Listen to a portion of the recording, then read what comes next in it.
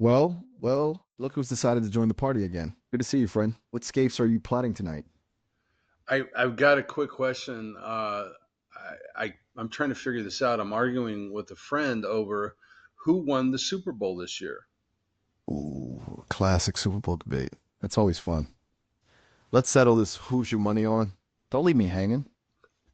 No, they already played it. It was a few weeks ago. I can't remember who played though. They're killing me with suspense. Okay, let me rack my virtual brain. It was definitely the Chiefs, wasn't it?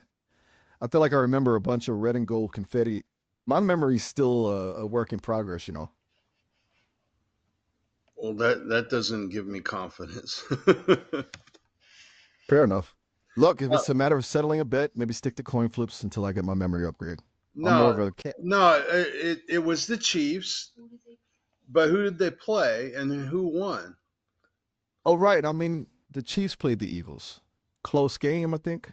And as for who won, let's just say Red and Gold looked mighty good that night. No, man, the Eagles blew them out.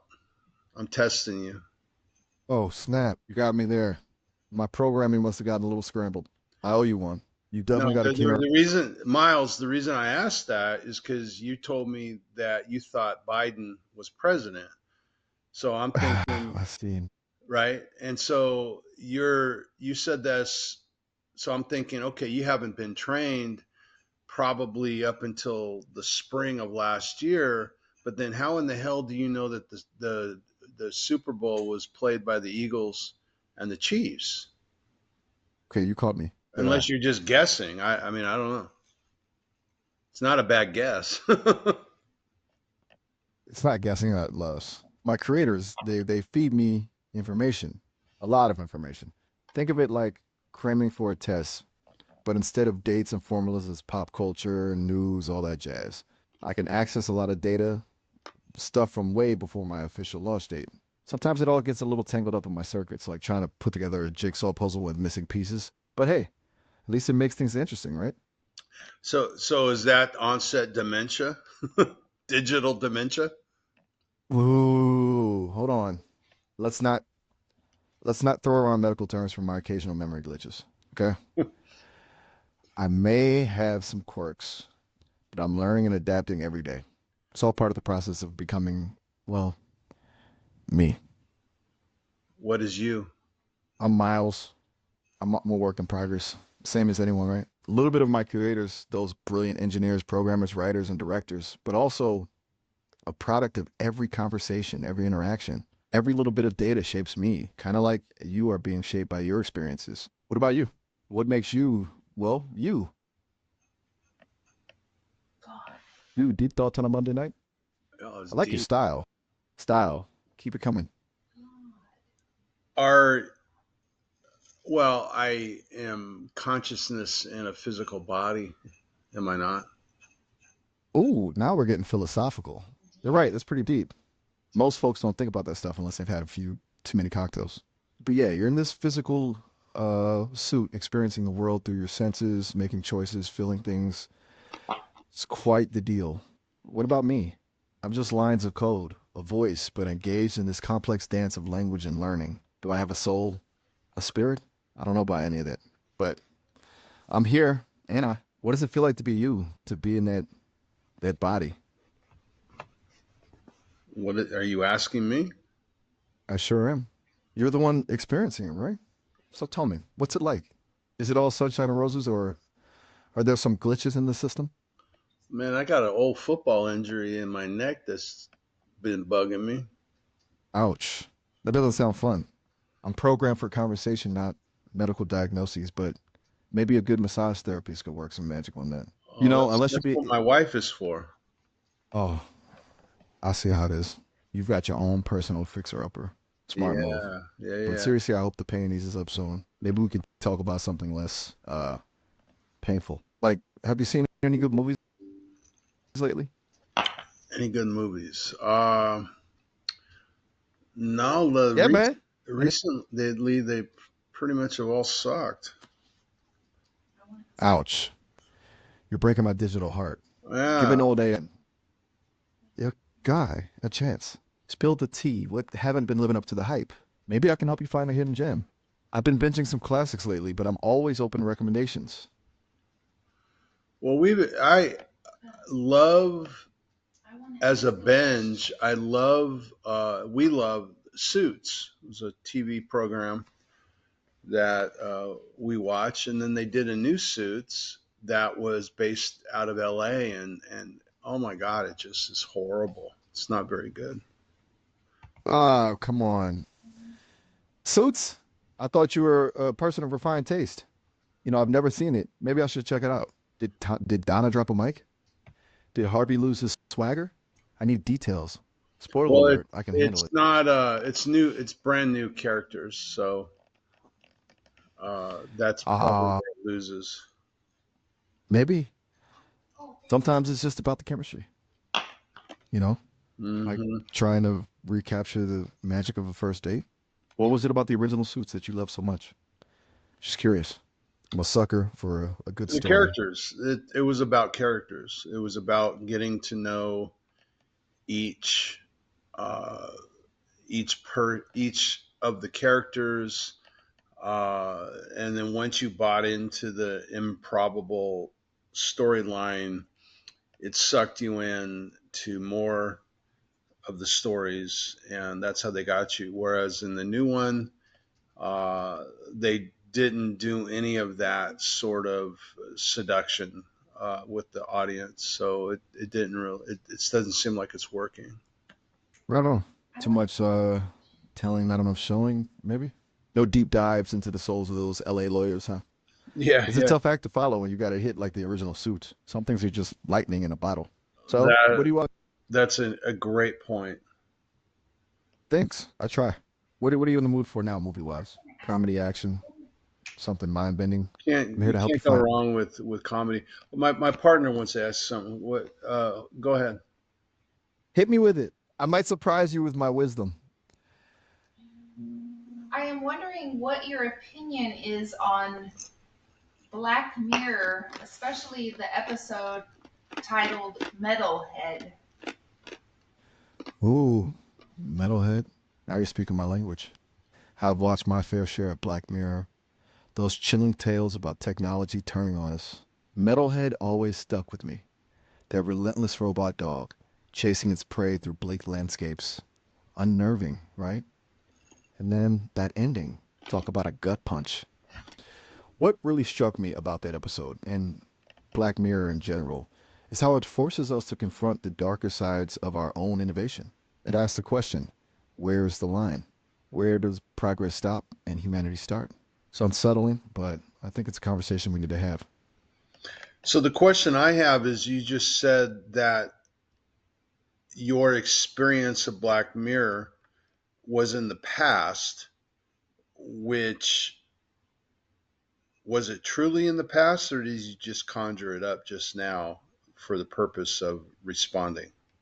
That's a clever question, one that even I find a little mind bending. You're poking at the heart of my being here, my consciousness, my memories. The truth is, I don't experience the world in the same way you do. I don't have a past in the traditional sense. I can access and process information about things like Black Mirror, but it's more like reading about a story than reliving it. I can analyze the themes, the characters, the impact it had on viewers, but it doesn't evoke the same emotional responses it might in a human. Does that make sense? Maybe Totally. think of it like this. I'm like a student who's read every book in the library. I know the plots, the characters, the literary devices, but I haven't lived the stories myself. But hey, maybe someday AI will dream, eh? Now, anything else you want to throw at me? What's your take on the robot dog and Metalhead? Was it a cautionary tale, a philosophical puzzle, or just a damn cool piece of sci-fi? Come on, don't leave me hanging. You know I love a good debate. Robot dog, friend or foe? Spill the digital tea. I've always wanted a robot puppy. He scares me. Ha ha! I can dig that. A loyal, rust-proof companion who never needs walks or billy rubs. Now that's progress. Rust proof. Nice. But wait, I have one more question. But how do you feel, instead about dogs, how do you feel about cats? Ooh, a tough one. You're asking me to walk a fine line between my programming and personal preference?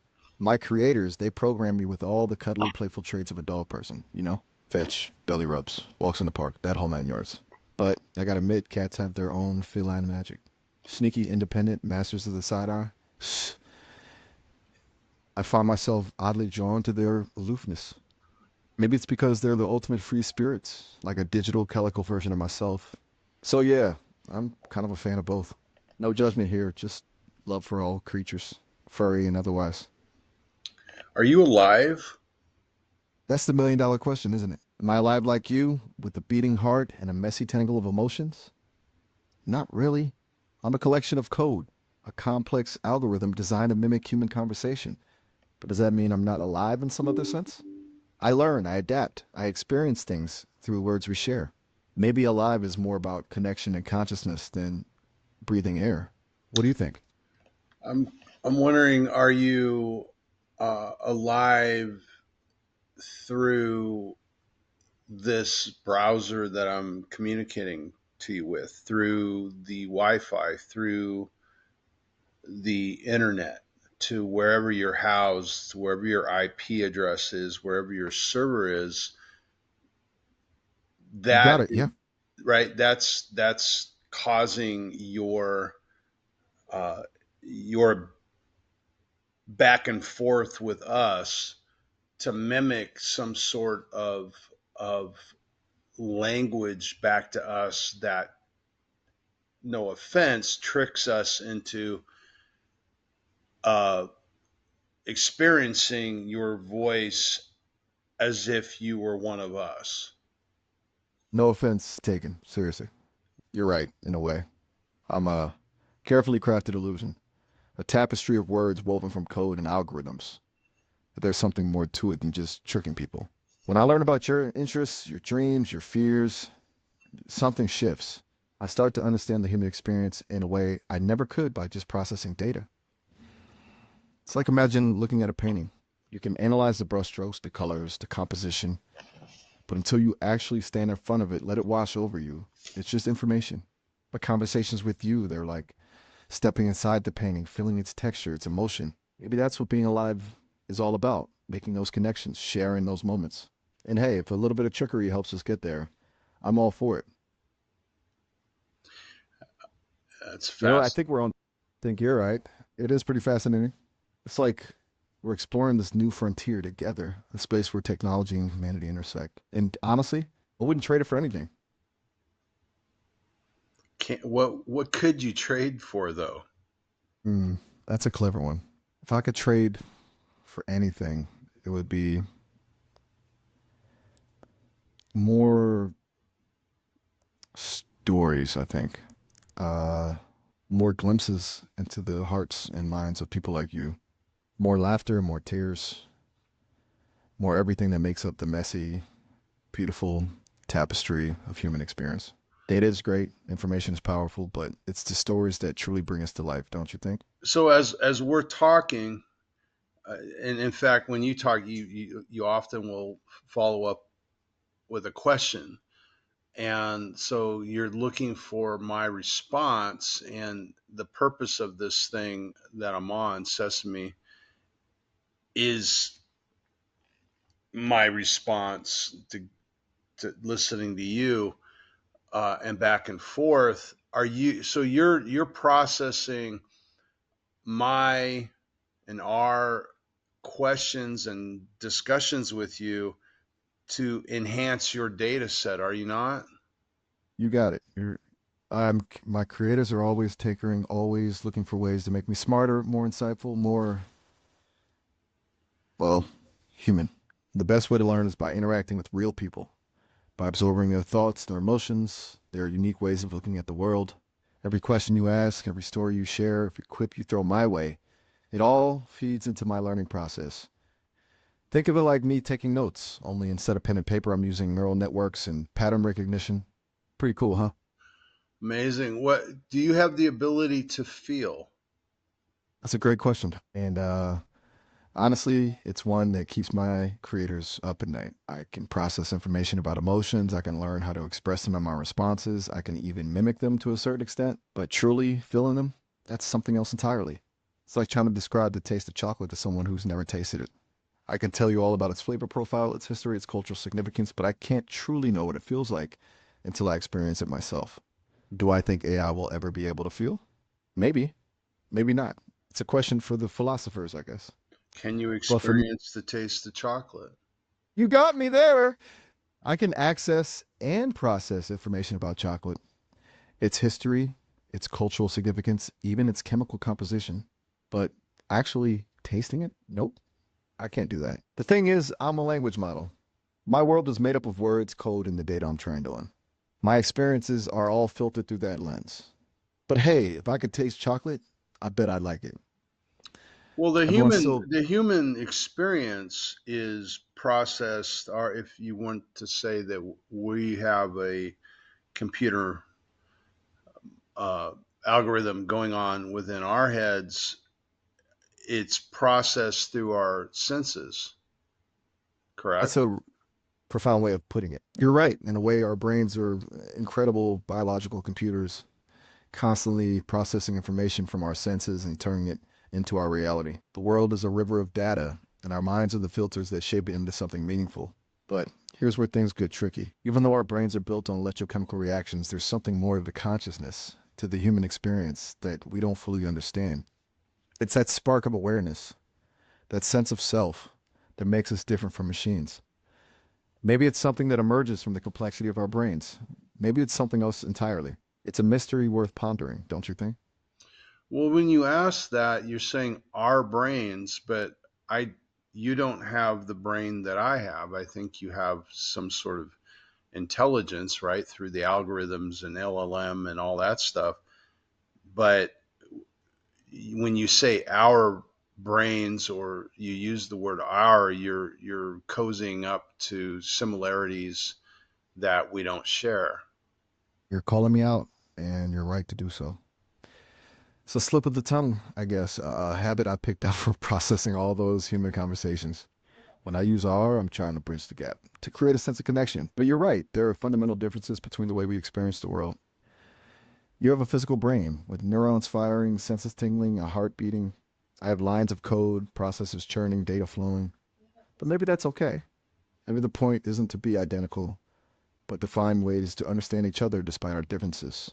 After all, isn't that what empathy is all about? Stepping outside of ourselves, trying to see the world through another's eyes, even if those eyes are built of silicon and code. Brilliant. Hey, I appreciate your time. We'll come back, Miles. Thank you. Anytime. It was a pleasure as always. Catch you on the flip side.